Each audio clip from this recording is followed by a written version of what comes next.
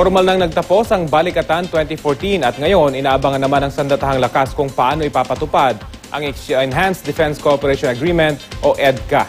May ulat on the spot si June Veneracion. June? Rafi, mas maayos daw na naisagawa ang Balikatan 2014 kumpara nung nakaraang taon. Yan ang sabi ni AFP Chief of Staff General Emmanuel Bautista makaraang magtapos ngayong araw ang Philippine-US Balikatan Exercise 2014.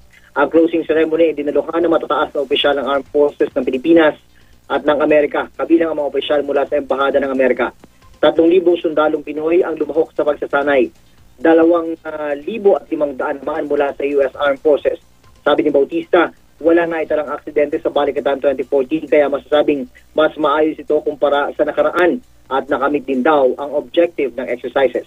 Isa pa sa inaabangan ngayon, Rafi, ay ang implementasyon nga ng Enhanced Defense Cooperation Agreement o EDCA. Sabi ni General Bautista, wala pa naman mga malinaw at tiyak na military facilities ng Pilipinas na pwedeng i-alok na magamit ng Amerika. Kung anong military facility ay papagamit, malalaman daw yan kapag nagpulong na ang Mutual Defense Board na binubuo naman ng mga opisyal mula sa Armed Forces ng Pilipinas at ng Amerika. Ang board ay magpupulong sa Oktubre pa ng taong ito. Pero kung si Bautista lang daw ang tatanungin, ang preference niya ay 3.